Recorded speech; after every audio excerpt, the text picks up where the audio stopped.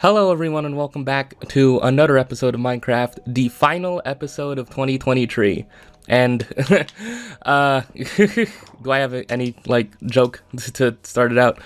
Yeah, I don't know. Did anything happen, man? I do not have anything. Oh man, I do not have anything. That wasn't a top 5 or top intro of the year. There you go. There is a little bit of a hint as to what this episode, what I want to do with this episode. Because, as I said, it is the last episode of the year. I am recording this at like almost 2 a.m. on December 30th of 2023. So, yeah, I guess if you were wondering what the freaking spanning topic is gonna be, I think it's just gonna be just me reflecting on the year and just counting down the top things I did this year. In terms of not things I did, but just I just had the idea of I'm gonna go periodically and just mention my favorite books I read this year, my favorite Minecraft episodes I put out this year, my favorite book Twitter drama I put out this year. So it is somewhat an award show. That's the original idea I came up with. Oh man. So I do not have an actual freaking list of the things I want to go over with me, as is the case always, But I guess I'll just do my best. I guess I'm just going to wing it like I always do and just go over each category periodically. But first, Detroit, man. The Detroit Pistons, man. The Detroit Pistons, they have lost 28 games in a row. And it's man, dude, if you saw Cade Cunningham's recent comments after their most recent loss to the Celtics, which they were up by 19 at halftime, by the way. That was the thing that happened. They were up 19 on the Celtics at halftime, and then in the second half, the Celtics were just oh yeah, we're the best team in the league. Why aren't we freaking dominating these guys? And then yeah, Derek White, Porzingis saved the day, like they so often do in Celtics wins. Yeah, it's just insane how stacked the Celtics are. Just having Drew Holiday, Porzingis, and Derek White. And some might think that Derek White could be an all-star this year. JJ Redick thinks so. So, yeah. The Detroit Pistons have lost 28 games. 28 games, man. What's gonna happen first? Is Draymond gonna come back from suspension, or are the Pistons gonna win a game? Oh man, yeah, the whole Draymond thing, that suspended indefinitely thing, kind of just a whole guise. It was just look, we're gonna say it's an indefinite suspension, but really, all you have to do, Draymond, is just attend 3 weeks of counseling sessions. just have therapy over Zoom for 3 weeks and we'll call it a day. we'll say you're good, Basically it. I mean, I don't know. It would be nice if there was an actual more stringent, strict freaking return policy for him, considering what he's done, this year, but whatever. It's who he is. It's fine, man. And then if he ever freaking does another freaking violent act in a game, I don't know what's gonna even happen. I don't even know what's the discussion gonna be. It's just gonna be well, I mean, he's just Draymond Green. Just I'm just Ken, Yeah. I also thought this episode I would go over a bunch of things I missed or forgot to talk about, but yeah, I kind of forgot everything. I forgot everything that I would have freaking put there. I don't know. I guess one thing I could put as it's the most recent thing in my head is that early on, I don't know if I talked about RWBY Volume 9. It's this show made by this company, Rooster Teeth. That's a weird ass freaking name, Rooster Teeth. Do roosters even have teeth? But yeah, RWBY released its 9th volume this year, and starting in February, and yeah, I watched it up until episode 6, and episode 6 is just when the whole purpose of the show basically completed, because oh man, referencing back to another episode, man, romantic ships and stories, man, the power of ships in stories, man, the power of shipping in stories, man. Raylo and then after being a freaking Harry Styles fanfic, and then there's like another freaking film that's gonna come out that's a Harry Styles fanfic. It's like, what are we doing here, man? I don't know, man. I don't know. That could be an interesting thing I could talk about too, of just like, I don't know. That's the thing I've been thinking about. The fan fiction to traditional publishing pipeline. Is it a bit too weak? As in, is it a bit too easy to freaking go into traditional publishing from starting out in fan fiction? I mean, look, man, I don't mean to. I'm sorry if I said anything that was disrespectful there. But, like, I don't know, man. Like, oh, man. I don't know. It just seems like I don't know. I just don't know, like, the line of, like, you know, I mean, yeah, I don't think I should be complaining about it, you know, I'm just mostly joking. I do not have a disdain for fan fiction, you know, like, the very first short story I wrote was basically a Life is Strange fan fiction, if you really go back and watch these episodes, but, like, I don't know, man. The fan fiction to traditional publishing pipeline. Like, when I found those pictures of the list of books on Goodreads, of, like, books written by Raylos or something, and it's like, man, apparently Fort Wing is in there? I mean, I don't know, man. Ali Hazelwood books? I mean, I don't know. It could be an interesting thing worth examining, just like to make like a longer analytical video about, of just like analyzing the recent examples of like writers on like the Twitter writing publishing community who like publicly got their start writing fan fiction on AO3, you know, and it's cool. Yeah, I mean, I'm not disparaging fan fiction at all, but it's like, I don't know. There's been obviously, look, man. I mean, I don't want to talk about every bit of book drama, I think, but you know, it's just an interesting thing to think about.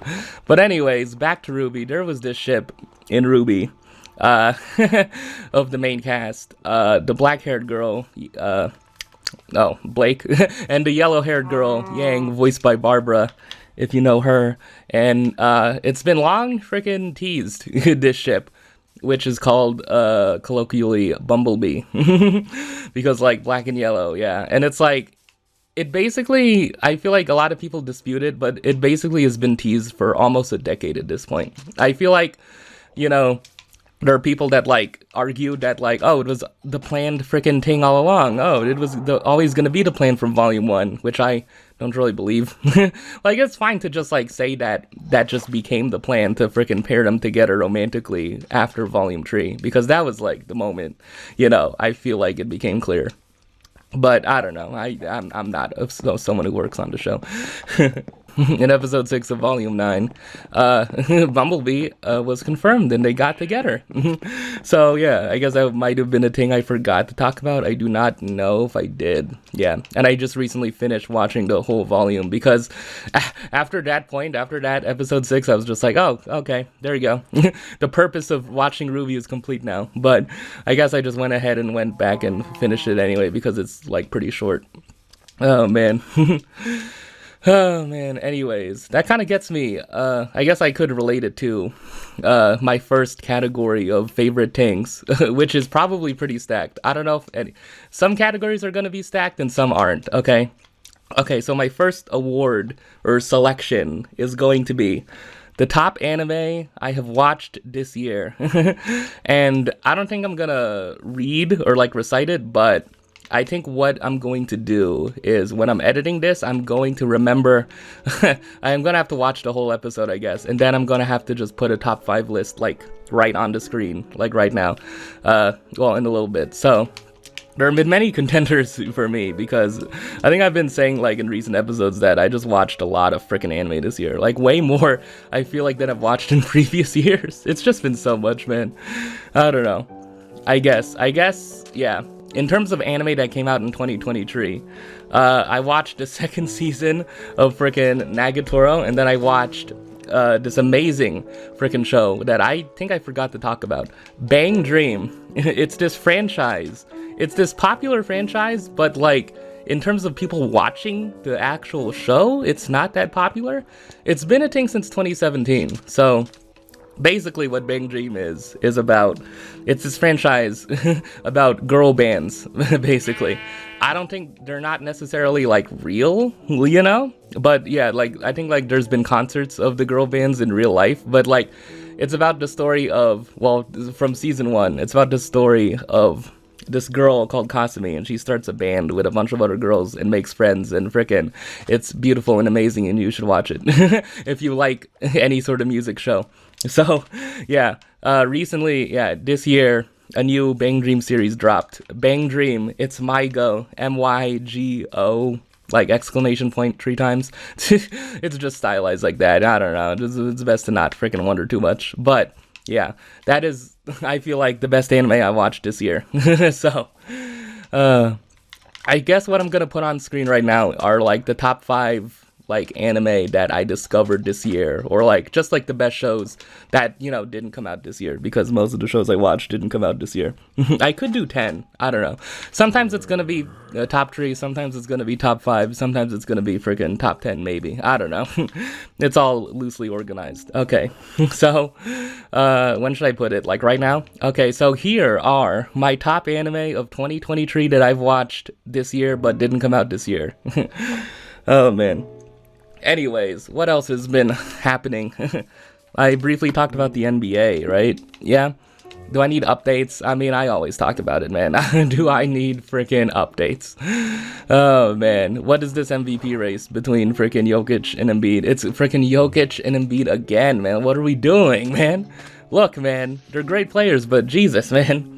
I really am kind of agreeing with the sentiment that's been said recently that Luka needs way more MVP love, but like the reason he isn't getting it is just because his team isn't that good, and it's like I don't know, it's the same thing of just like we can't come up with like a singular matching criteria of who an MVP candidate should be. Like, should it be most valuable in terms of like, without you, the team would be in the freaking dumps, you know, which was like Jokic's case in 2021 and in 2022, you know, because he dragged freaking a team, not really dragged, but just like, you know, the team in 2022 did not have Jamal Murray for the season and did not have Michael Porter Jr. for most of the season. So it's like, that was before KCP. And that was before KCP got freaking traded there. So it was Will Barton and freaking Monte Morris and Facu Campazzo. And I think Austin Rivers on that team in 2022? Yeah. Where Jokic repeated MVP? And yeah, I don't know. Like, what should it be? What should this criteria be? I don't know. Bottom line, Luka should be getting more freaking MVP love. I mean, he really should. Anything else? LeBron James turns 39 today. Insane. Apparently he's going to stream Madden. Anything else? Oh, yeah. No, I talked about the in-season tournament. Anything in the NBA that I missed? I'm sure there's like a lot, man. I'm sure there's like a lot, but like, you know, I already talk about the NBA enough as it is, man. Oh, man. Becoming a basketball enjoyer, man. I've said it too many times. But yeah. Oh, yeah. The Indiana Fever. If I want to talk about women's basketball, which was a thing for me this year. I would assume a lot of people who are general sports people either heard about the women's freaking NCAA freaking basketball tournament and watched it, or like watched it and was like just as excited. It was more exciting than the men's tournament, even though SDSU was freaking in the final. It just bar none, like Caitlin Clark, you know. And yeah, the Indiana Fever in the WNBA received the number 1 pick in back-to-back years. So last year, they selected Aaliyah Boston from USC, Don Staley coaching the team, all that. And then this year, they also have the number 1 pick. And look, after 4 years, guess who's freaking draft eligible in 2024? Could you imagine, man? Caitlin Clark and Aaliyah Boston on the same freaking team, man. Could you imagine that shit? Like, my God. Oh man, Indiana's turning into like a cool place. I don't know if John Green could make it like cooler. That's another thing I missed too. Oh yeah, another thing I forgot to freaking discuss. Look, I guess I don't want to be like, yeah, I guess I don't know, man. There was a thing I was being very coy about earlier this year. It basically was just reading a book, okay? It was reading a book by that may or may not be by that author. And the thing I wanted to do earlier in the year was just like return to blogging, which I still want to do. Yeah. I've been thinking about it recently. I might want to return to blogging, but like it's just like hollow freaking words every time. It's like freaking Draymond saying like, I gotta be there for my teammates. It's like, yeah, I gotta be there for my teammates after choking Rudy Gobert. Proceeds to freaking backhand Yusuf Nurkic. It's like, all right, okay. I know they might be like hollow, but look, it is still a thing I want to do. Okay, I still want to write. I think I think it's just me kind of getting over that inhibition of just I don't know, just because I feel like fiction is what I want to focus on. I've said that a few times before, but I don't know, man. I think it's just a net positive for me to just have more of my writing out there, even if it's just about dumb things like freaking The Kissing Booth, or I don't know. Maybe I could just take my book drama freaking things to my blog and just write about them there. Maybe. So I wanted to write a freaking like retrospective based on like, reading The Fault in Our Stars, like, 11 years after it got released, and talking about in like an era of like YA nostalgia that like I feel like a lot of people around my age group like experienced very freaking like viscerally, like they experienced it firsthand, but like I didn't. It's the whole thing of like, yeah, like people around my age group, they were reading The Hunger Games in like middle school. I remember seeing that. They were reading The Fault in Our Stars and Looking for Alaska in middle school and high school. And I don't know, I guess I just wanted to write like a little retrospective of like, it's kind of just nostalgia that I don't feel, but like maybe like I kind of want to feel it, but it's all, I think I would also just reflect on the era of YA that I'm actually nostalgic for, which is like 2017, 18, 19, And like, yeah, I don't know, something about that. That was something I wanted to do. So that was just a plan that I just never got around to. So I guess, anyways, should that lead into the next thing? Okay, so I read a lot of books this year. Not a lot, but like, I think I read less this year than freaking last year. So yeah, I guess like my favorite book I've read this year. Oh man, is it tough? Is it necessarily tough? I mean, like, I feel like the only book I read that released this year, I think, was This Is Not a Personal Statement by Tracy Badua. Yeah, and I talked about that like at length in a previous episode. So, yeah, again, things I don't really get the things from this year, to be honest. I don't know, man. I'm anti-hype, okay? I'm anti-hype, I'm anti-frickin', I just like frickin' taking my time with things, I guess, okay? So, I guess, yeah, my favorite book that I have read this year that, obviously didn't come out this year, I think, is With the Fire on High by Elizabeth Acevedo. It's like, yeah, I don't know. I had a tweet earlier in the year of just like, why is this book making me freaking love Philly so much? It's mostly a joke. It's mostly a joke. And I remember just like getting to a part where they're like, hey, where they're like trying to raise money for a freaking fundraiser because they go to Spain, and like going to Spain is part of the story. And then one of the freaking students in the cooking class is like, I could freaking tweet at Joel Embiid and ask him to support. It's like, dude, if I read that in 2019, I'd be like, who? Oh man, it's just a fun thing. Yeah, I don't know. Any reason why it's like my favorite book of the year? Just, yeah, the prose, the sparse but just like simplistic but beautiful prose of Elizabeth Acevedo. Obviously, she's a poet. It would follow that she has good freaking prose, Yeah, that's another thing, the discussion of freaking prose in YA. Oh, God. How about we just not do that? Yeah, and just, I don't know, just being reminded of just, like, how, like, rich her writing is. I don't know. Something about it.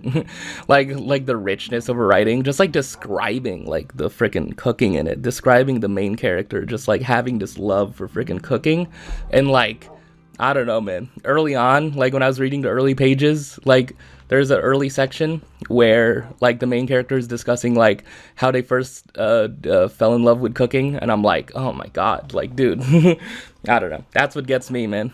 So I guess I read a few other books, so I could make this like a top 10. I don't know. I'll decide in editing. So like, yeah, here's like top 5 or top 10 books I've read. Yeah.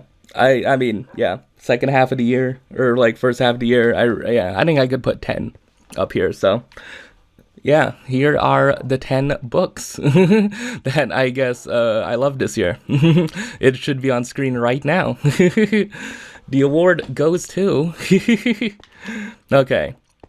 Anything else I would like to talk about? You know what's better than books? Book drama. Oh my god. I also thought of that, of just having a section specifically for like, what was... Nope. Okay, alright.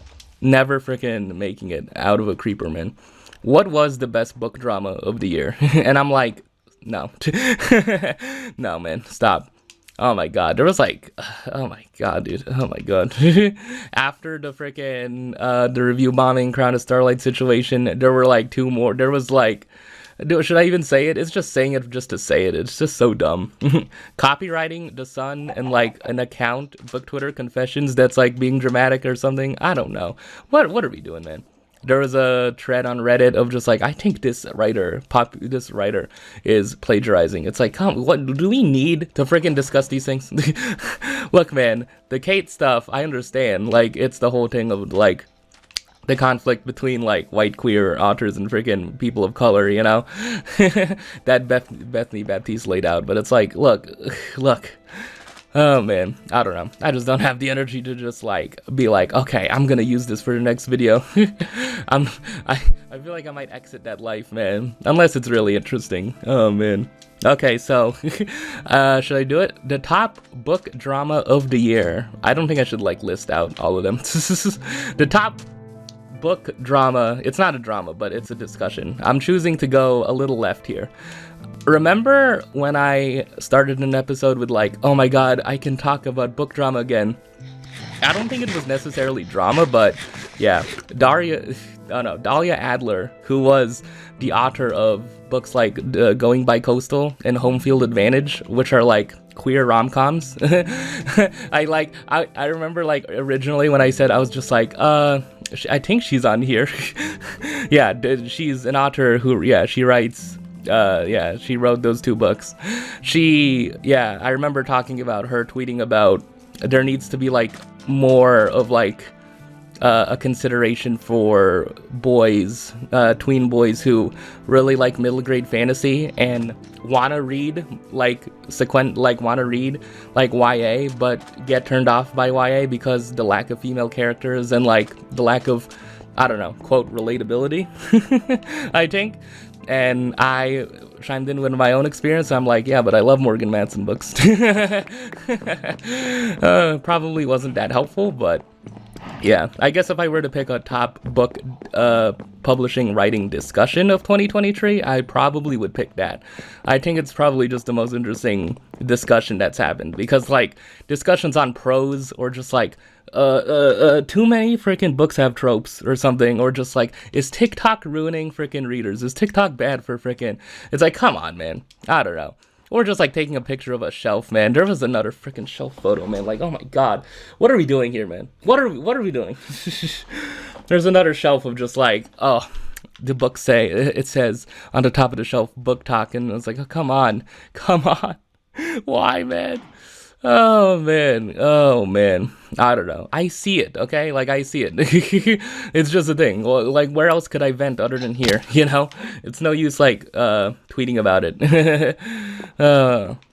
But anyways, yeah, I'm not gonna list the freaking top 3 to 5 freaking things that happened that I saw.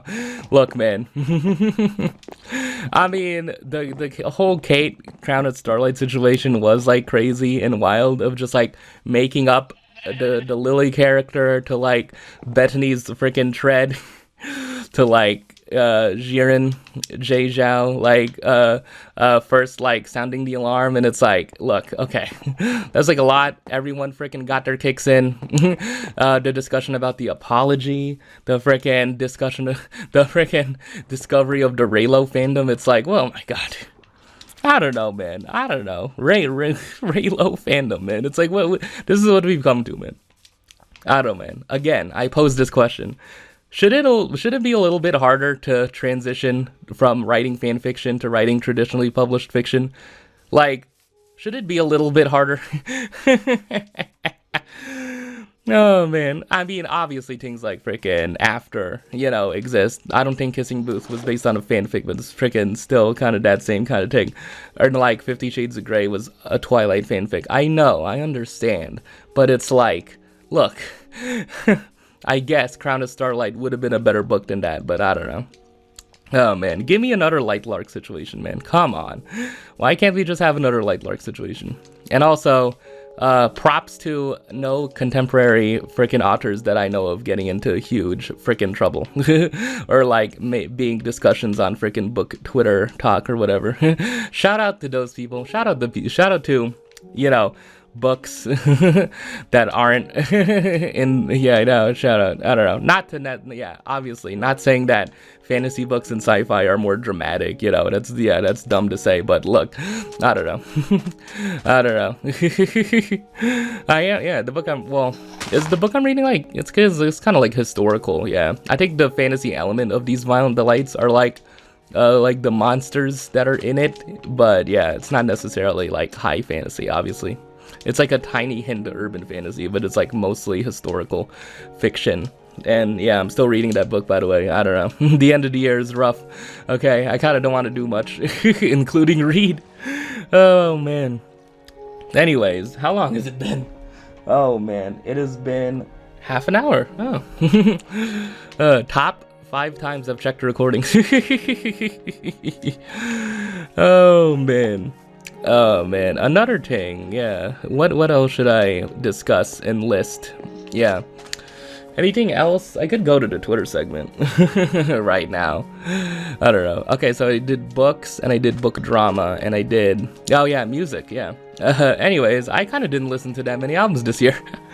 Oh, man, there really is just a common theme of just like, I don't get to stuff from this year, man. I don't know. I was better at it in 2021 and 2020, but yeah, now it's so bad. I'm so bad at freaking keeping up with stuff. And like, music should be so much easier because like most albums are like half an hour. Like, yeah. Oh, God. Anyways, I guess I'll go with the same format. My top album of the year. Oh, yeah. Anyways, Barack Obama put up his freaking playlist of music he enjoyed. So I bookmarked it here. So, Barack Obama. No, what? I didn't. Oh, I quote tweeted it. Barack Obama put some like interesting music on his freaking year-end thing. Oh man, I have to, dude. New freaking Twitter. Oh my God, dude. This is so bad, man. What the hell? I can't go to my profile. I can't. There you go. Barack Obama's favorite music of 2023. Okay. Some hits that are here. Blondshell, Megan Thee Stallion, Big Teeth, Mitski, Teddy Swims. Yeah, let me just move the microphone a bit like closer. Carol G and Shakira, Zach Bryan featuring Casey Musgraves. Yeah, I don't know. I'm not saying the songs of these. Yeah, but yeah, these are the artists. And of course, the staple, Jon Batiste. There's no her. Yeah, there's no her. Lenny Kravitz is here. Jason Isbell. Oh, man. Yeah, just like, he's cool. Stormzy is on here. Wow. Yeah, America Has a Problem by Beyonce and Kendrick Lamar. I mean, yeah, there you go. Those are some of the stuff he put. And then, like, yeah, a little funny thing. People noticed there wasn't Boy Genius there, and then people are making the joke, oh, it's because Lucy Dacus called him a war criminal. It's like, okay, all right. Look, man, okay. Great. I'm not denying that he is a war criminal. I'm just saying that, like, I don't know, man. I just feel like a thing on Twitter, that I kind of don't like that yeah, it's a very petty thing, but just like I kind of hate when a joke is too obvious, man. Like, I don't know. That's why I don't like tweet about like big overarching things. Yeah, one overarching thing that I forgot to talk about. Did you know there was a submarine that sank and they were trying to pilot it with a video game controller? There was a freaking submarine that was lost at sea that people were talking about. And it was like a whole freaking thing of like, oh, actually, it's just a bunch of freaking rich people who want to freaking dive underwater, and it's like, and then they got stranded, and then and then there was a whole side discussion that spurned from that of just like, look, you can say that these rich people are stupid and dumb and frickin' but you could also be like, they don't deserve to frickin' be lost at sea and die. There was like that side frickin' thing that came about it. It's like, okay, yeah, that was one thing I missed. The friggin' submarine. I don't know, what could I have added to it? But anyways, what is my favorite music of 2023? My top album from 2023, Daughter, they came back, released this album, Stereo Mind Game. It's great. It's great. I haven't even listened to the last freaking track on it. But, it's about freaking emotional distance, long distance relationships, meeting each other in like other lives, like, yeah, the first song, Be On Your Way, is just like, we might see each other. We could, like, be on your way. Like, we might see each other in another life, and if the circumstances were different. And Party, which is my song of the year. So, I don't know what I should do. I haven't listened to that many albums. Oh, man. Yeah, I think I could do a top 3 of, like, favorite albums. Yeah, I'll do a top 3 and then, like, a few honorable mentions because I didn't listen to the rest of those albums. I listened to 2 tracks off of some, and I'm like, yeah, I listened to it, So, yeah, I guess here are my top albums of 2023. Yeah. Okay, and as far as my top song of 2023... Party from that album, Stereo Mind Game. It's like, oh man, just a song, man. Just a freaking, I don't know, the mood of that freaking song, man. Oh man, it's it's brilliant. I love it. It's probably one of my favorite songs by them. Like besides like Youth or Winter or like, I don't know, Doing the Right Thing or something. I don't know. I feel like I'm a bigger fan of Daughter than most. I don't know. Yeah, I mean, they were like, they were making waves in like 2012 and 2013, but yeah, recently they kind of haven't. Yeah, they released this album and decided to like not tour it, so it's just, like they've just released this album and that's it basically. But I think it's fine. I don't have that much of a hankering to see them live, so yeah. I also listen to, I guess I'll put those albums there. I also listen to Boy Genius, the song $20, Emily, I'm Sorry, Not Strong Enough, obviously. I'm in the camp that likes Boy Genius. Wow, who would have thought? Oh man, there's this band, Home Is Where. They released their second album that a lot of people in the emo scene really loved, called The Wailer, which is like, there's a song on that album that I listened to, it's called Every Day Feels Like 9/11, and it's the singer just screaming her heart out. She's just like, just guttural friggin' screaming, every day feels like 9/11. It's like, yeah, maybe that's a bit too prescient, man, like, in terms of just, like, politics. It's like, it just, like, every day, it's just, like, there's just never-ending, like, problems and shit, Anyways. Yeah, I can't do movies, by the way. I didn't watch any film this year. Yeah, I definitely would have put Oppenheimer and not Barbie, like Barack Obama. And again, it's the freaking like joke that's a bit too easy to make. It's like, yeah, of course Obama would like a movie where civilians are bombed. It's like, okay, look, man, I agree. I agree, but like, oh man, I don't know. I guess it's just a weird thing with me. I don't know, the way I want to use Twitter. Like, I just don't want to make jokes that are too obvious, man. I don't know. It's weird with me. Sometimes I do, but yeah, I don't know. That's why I like being vague. That's why I don't really quote tweet things that much. Yeah. Like when things get popular and like a tweet goes around on Twitter, and like people quote tweet it to all hell, and you see just quote tweet after quote tweet after quote tweet. I'm just like, Yeah, I don't know. I don't need to voice my thing necessarily. Okay, so is there anything else? Yeah. I guess like moving to the NBA, I could like post what are my top NBA moments of the year. Number one, come on, the Nuggets winning the championship. Come on, very easy. But like, I guess I could like search up more. But yeah, man, the Nuggets winning the championship. That was the number one thing of 2023 in basketball that I loved and enjoyed. Oh man. Anyways, I guess like, if I want to talk about other sports, I remember talking about the Angel City documentary, this NWSL team, National Women's Soccer League team, that got created last year, and there was a 3-part docu-series about them that I watched. It was really interesting, and yeah, I basically watched like a companion piece to it, which was a 4-part series about the U.S. women's national team in the World Cup. And as you know, the U.S. got eliminated. They, exited the group stage by like a freaking goalpost, by a hair, and then they got eliminated by Sweden on freaking penalty kicks of all things. Yeah. Megan Rapinoe just like, missing one, like shockingly missing one, Yeah. And like, there's been like, obviously there are like certain people who are like, oh, to see that's what happens. They're woke. It's like, okay, all right.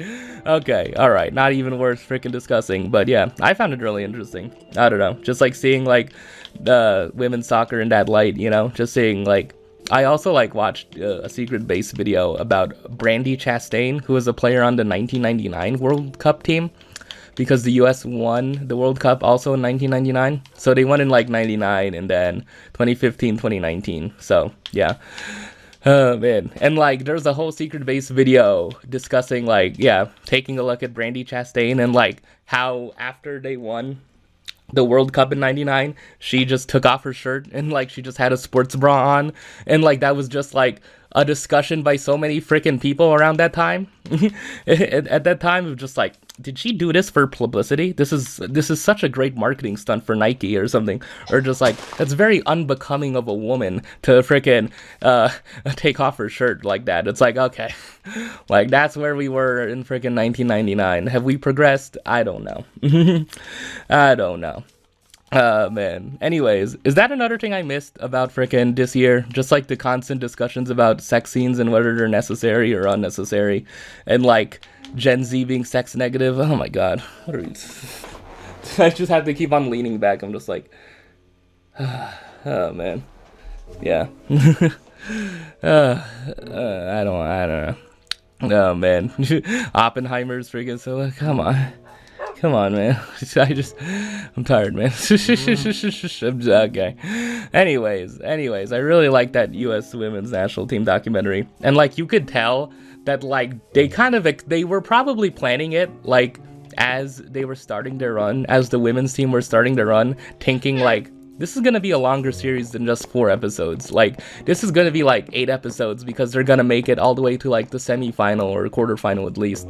But them getting eliminated like early on, they kind of were just like, oh, I guess it's only 4 episodes. Because the first episode is just about like introducing the potential members to make the team, right?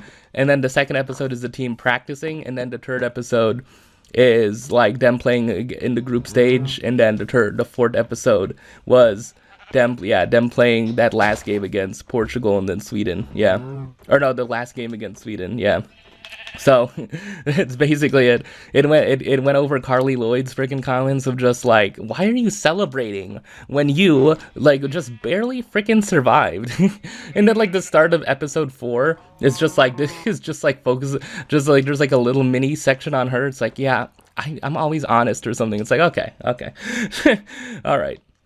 And, like, you could tell that, like, they were trying to, it was clear, like, filler, right, at the end, like, after they get eliminated, it just followed, like, one player, was it Christy Mewis, who stayed in New Zealand, because her partner, was on the Australian team, and it followed, like, Alex Morgan, Alyssa Thompson, who's 18 years old, and, like, just got freaking drafted by Angel City, and then, Megan Rapinoe retiring and friggin', yeah, just like all of the stuff. Yeah, I know friggin' women's soccer players would have friggin' taught.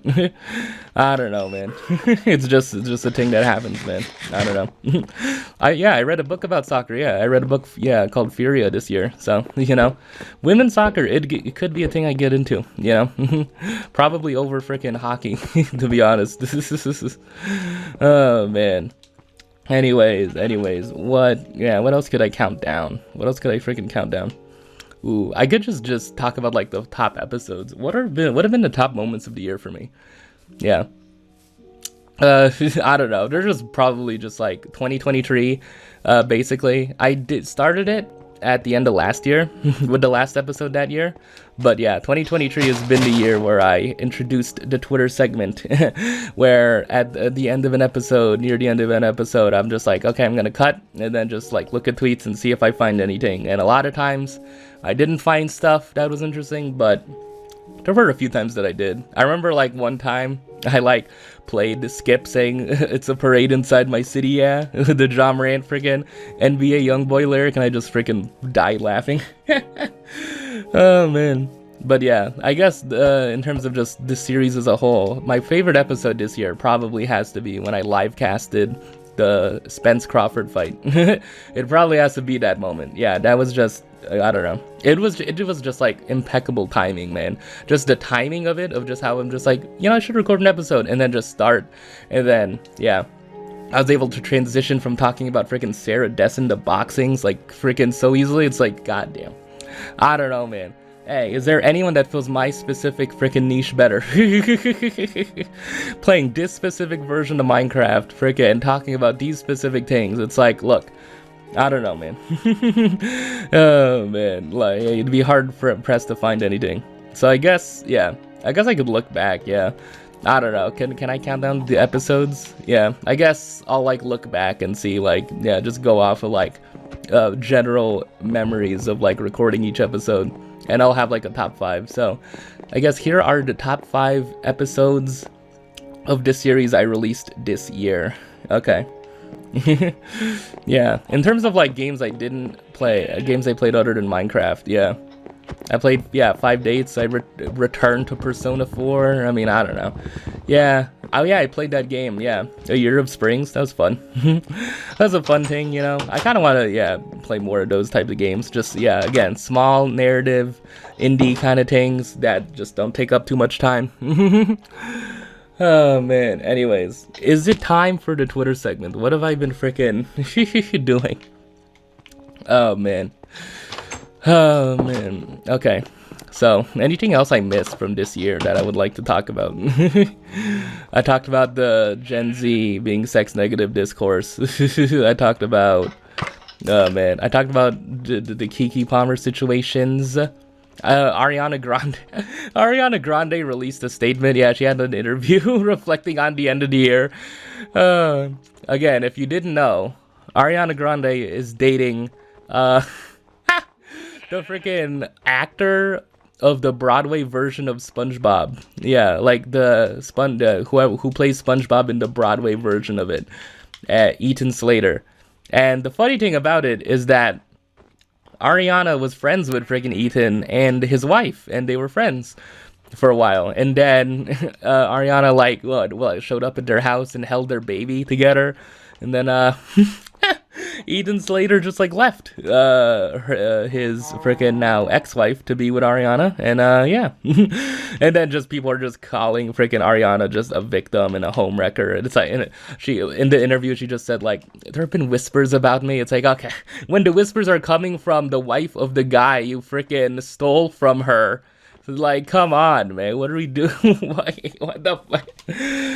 It's all just setting up that freaking her next album is probably gonna be a hit, Her next album's gonna be a hit, That's how Thank You Next was.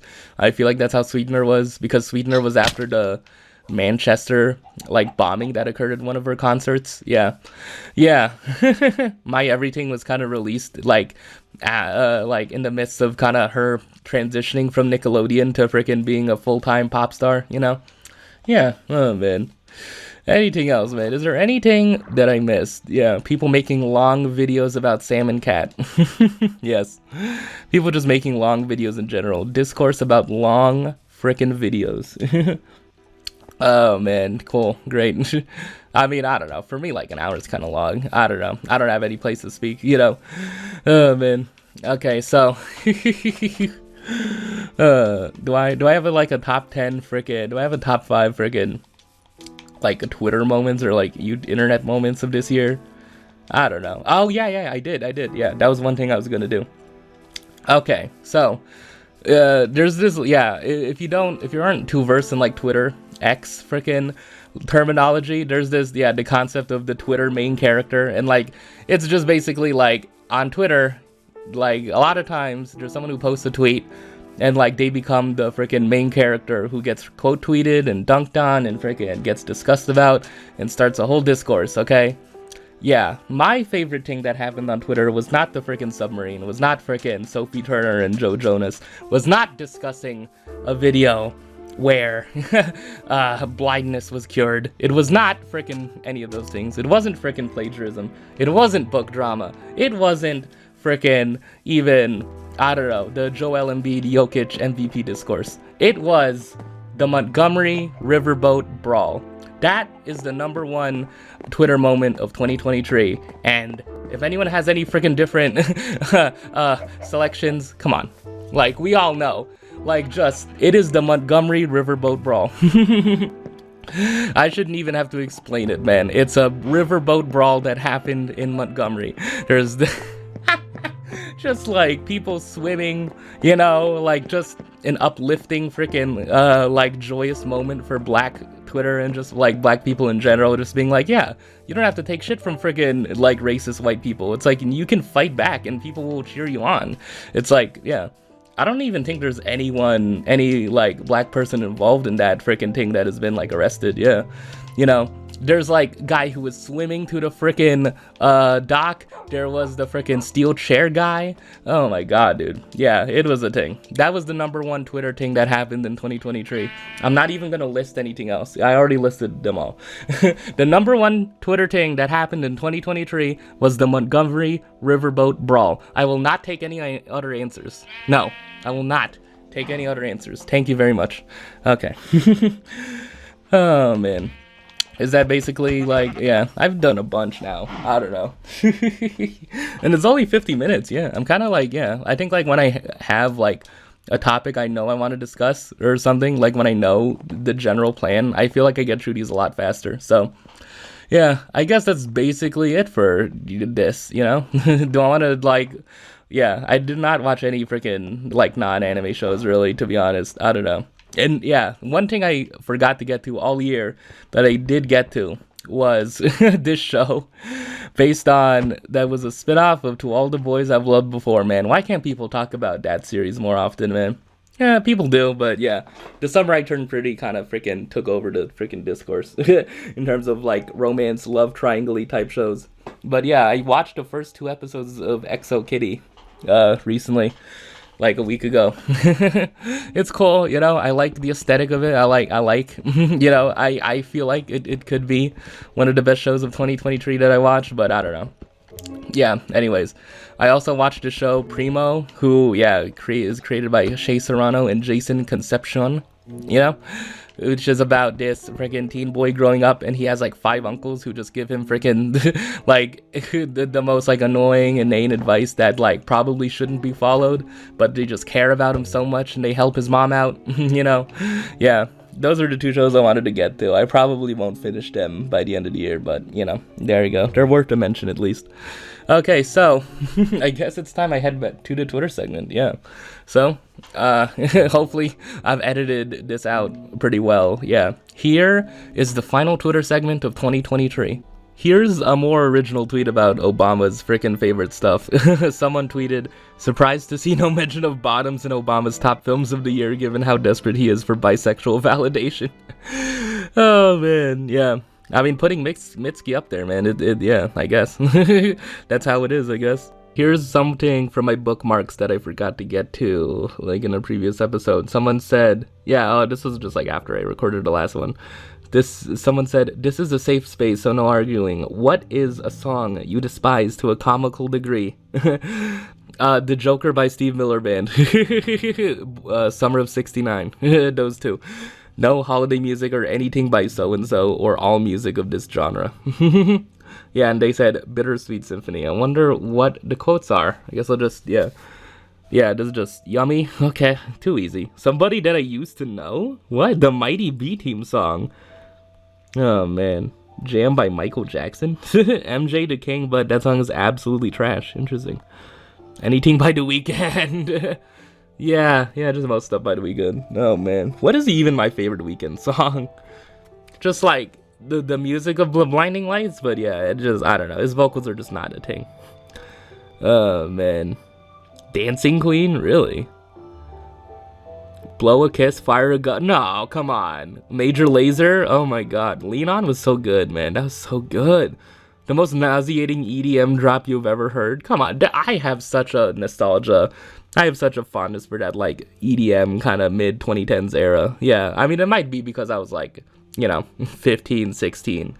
Remember the song Cheerleader? Yeah, like, it was kind of the spiritual successor to, like, a Replay by Ayaz, or, like, yeah, just that. It was just, like, oh, man. I don't know. I kind of, like, I have a fondness for that.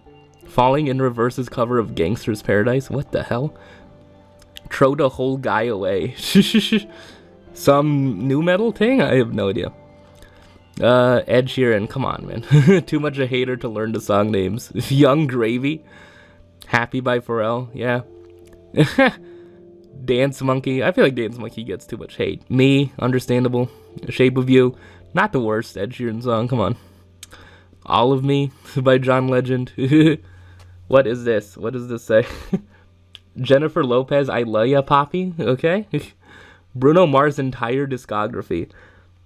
I Feel Like a Woman by Shania Twain. Flowers by Miley. Juice by Lizzo. Centuries. And Just Hold On, We're Going Home. Home by Philip Phillips. What? Okay, yeah. Oh, it reached the end. I can't freaking scroll further. So I guess those are some songs. Oh, that people dislike to a comical degree. There you go. Okay, guys, I said previously that I'm kind of getting tired of freaking mining freaking drama from freaking a certain community, but like, look, sometimes I kind of get pulled back in. I kind of do sometimes, okay? I'm guilty, I'm sorry, but someone tweeted, in this thread, I'm going to read and deep analyze Fort Wing by Rebecca Yarros, who's gotten some controversy, like, recently for being a Zionist and, like, very pro-military, because that's what her fantasy books are. And, like, her contemporary romance books, because those are what she wrote before. And apparently, it might be a frickin' a book inspired by Raylo, the ship or something. I don't know. It was on the list. Yeah, they're gonna deep analyze. I think it's a thread that I just bookmarked. I'm interested in this especially because it's a female main character fantasy romance book with explicit sex. Oh, snap. So, there you go. I mean, I don't know. Are you sure you can get the Gen Z audience with that? But given all that, its male audience is larger than expected. Really? So what made this book have wide appeal? No idea, but I've studied a lot of these books, and in my hubris, I think all I need to do is dissect it under the microscope and compare it to my other dissections. Can you spot any differences already? The Bridge Kingdom for comparison? Abstract cover versus cover with two characters. I like abstract covers, man. I don't know. That's another, yeah, I guess, like, spinning off of this thread. Is there anything more interesting in this thread? There was a thread recently about book covers. And, like, I don't know. And, like, being like, you know contemporary romance book covers? You know freaking books like Icebreaker or freaking Happy Place or, like, The Spanish Love Deception? We should have fantasy books that try to emulate those covers. And people are like, you know. But, like, what they were really meaning was just, like, we shouldn't have fantasy books that just only have the cover and the title of the book. We should have fantasy books that have the characters clearly illustrated. I don't know. It's a whole thing where, like, yeah, like, I think I might have discussed before that, like, I don't necessarily need freaking visual representations of characters for a book I'm reading. I don't know. I kind of like it better if it's a bit more abstract, like The House on Mango Street or something. But I also do have a fondness of just like books where it's just clearly real people. Like Since You've Been Gone to me is a great cover. Like I really like that cover. But you know, my taste a bit weird. Something both are enemies to lovers' fantasies, but in Fort Wing, these style differences focus less on a relationship as the main story. Man. Fort Wing is like, this is a military story. The story doesn't say the main character is a girl in the first page. It's funny because Lara from the Bridge Kingdom is a badass assassin who could beat the shite out of the Fort Wing protagonist, but there's an automatic valuation of a feminine Wiles Assassin Academy versus a masculine military dragon academy. So the masculine military dragon academy is Fort Wing? No judgment on my part. Oh, man. Very interesting that Fort Wing starts with a scene with 3 women talking in a room about disappointing and authoritative parents' expectations. Very, very, very broadly the latter. I think resonates with male audiences, while the former is a more subtle signpost to female audiences. I mean gendered audience in the most broad, generalized way possible, not assigning things a gender, but just acknowledging gendered signposting, and that the scene is like Top Gun, but everyone's a woman if you're paying attention. Top Gun, but they're all women. Interesting. Oh man, I guess that's some tweets about Fort Wing. Am I gonna read it? Probably not. There you go. Moving on. Relating to an NBA thing, someone tweeted, "I'm 100% dead ass when I say y'all only so vehemently against the thought of Derek White being an all-star because he's bald and ugly." Oh man. I think it's probably just because he's on the Celtics, man. I don't know.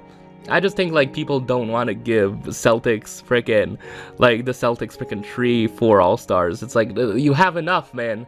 There's this whole thing of like the Boston media machine, right? Of just like in terms of like sports, like, you know, just like Boston just has such a frickin' like, I don't know, maybe not a stranglehold, but they just have such a more powerful influence over frickin' the national media, like sports message than frickin' other markets. But it's like, I don't know.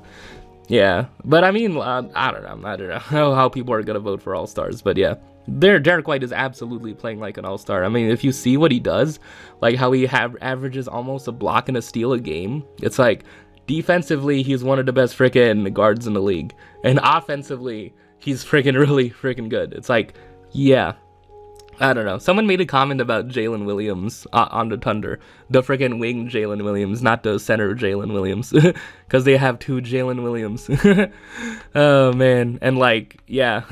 Someone has been saying that, like, he's putting up similar stats, but is he an all-star? I don't know. It's the whole thing. You know. I mean, Tyrese Maxey definitely is an all-star. But, yeah.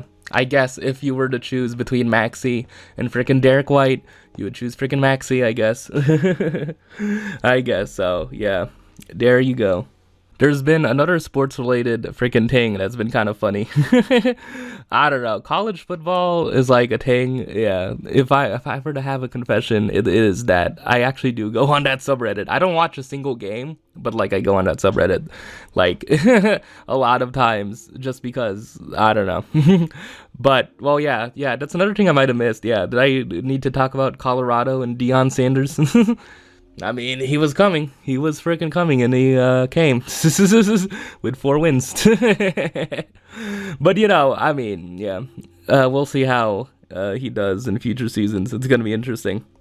It's a nice starting point, actually. But there's a lot of people who are just, like, anti-him just because of his ego. And just, like, you can't just freaking use the transfer portal to make a good team and win a bunch of games or something. I don't know. But there are these things called bowl games at the end of the freaking college season where teams play each other, and like they're usually sponsored, and like one of the sponsors for a bowl game, I don't know between which teams, is Pop-Tarts.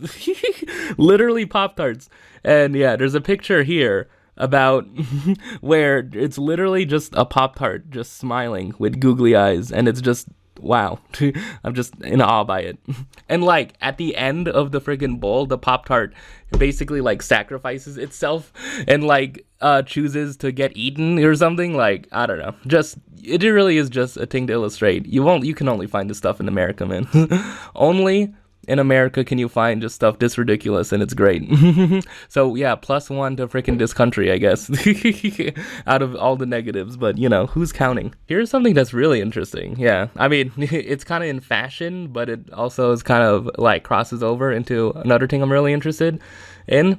Yeah, there's this woman called Vivienne Westwood who is like very influential in like fashion and like women's fashion, and like her like style like influenced like punk clothing, I guess. I don't know. Like yeah, she passed away today. So yeah, there's a tweet of someone who took like the anime Nana and like side by side, like took like pictures of like Nana, the black haired one, Nana Osaki, and freaking showed off like the looks of the character and like what it was referencing with Vivienne Westwood. So that's really interesting.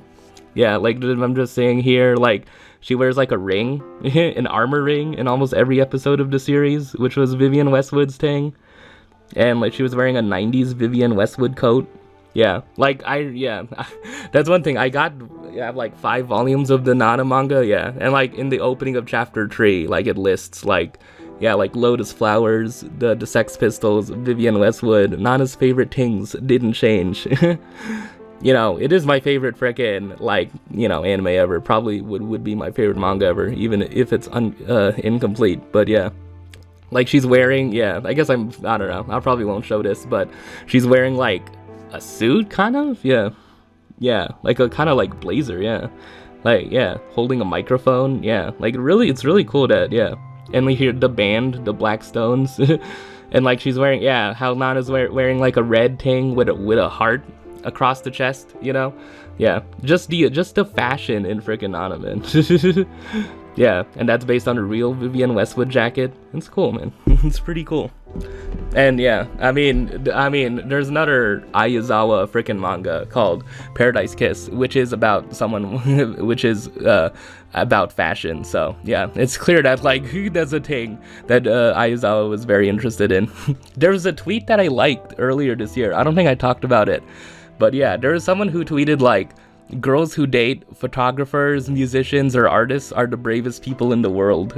and then I just tweeted Aizawa. That's like, because, you know, I don't know. It just seems like that's the kind of somewhat the team of like Paradise Kiss and frickin' Nana. Just like, dating a freaking artist or musician. I don't know. It's very difficult sometimes. That was a cool trend. I guess. In terms of fashion, did I increase my fashion at all? I got like a couple Adidas sneakers. I mean, and I don't know, my fashion sense hasn't really changed. It's really just jeans and a t-shirt, man. But I am becoming more of a shoe person. I remember I was thinking of buying like Candace Parker sneakers, but then I realized, they're like a women's size. I think you could still like get them like in a bigger size, and it would fit on fit on me. But I don't know. I haven't freaking ascended in terms of fashion, in terms of like having fits. So maybe that could be a thing next year. I guess I probably should like freaking end this soon. But anything else I forgot? Oh man. I guess like if I want to like take a little a bit of time to recognize the things personally for me this year that I enjoyed. I don't know. Well, I think like for me, I think one of the things I'm most proud of doing this year is keeping this series consistent. There hasn't been a month where I didn't upload an episode of the series. I tried to play more games other than Minecraft, okay? Look, man, I tried. I promise you, I tried. Just like Patrick Beverly trying to guard KD. But, you know, and also, me personally, I talked about it before. I did finish writing my second novel. It's still like, up in the air. I don't know. Like, I'm still probably in the process of like needing to like revise it a little bit more before I send it out on sub to Query again. But that's a cool thing. I did Query a little bit this year. I think I want to be like more on that next year. You know, I should have to try. I want to try to be consistent. There's been people who've like said that they've like queried freaking like 50 to 100 agents. I don't know if I can get that far, but no, man, it'd be cool. It'd be cool. I'm still freaking into that kind of mindset, you know. I probably should count myself into starting from writing fan fiction to being traditionally published if I ever get there. But yeah, I guess if I want to find a final thing to end this year on, a sentence. I keep on saying sentiment. A tweet that I overwhelmingly agree with. Fiction books will improve your mental health way more than self-help books. I can guarantee you that much. And then someone quote tweeted it with James Baldwin, a quote by him. You think your pain and your heartbreak are unprecedented in the history of the world, but then you read. Fiction helps us to understand our feelings and emotions, helps to foster empathy, and helps us to feel less isolate and alone in the world. Read fiction. And what a better message. There can't probably be a better message to end this episode on. So, yeah. Oh, man, it's been over an hour. It's not the longest episode. I checked, it's like an hour 14. I'll, like, edit this a little bit. But hopefully I get this out by the 31st. I want it to be the 31st. And I guess if unprecedented events happen, I could upload it January 1st, but whatever.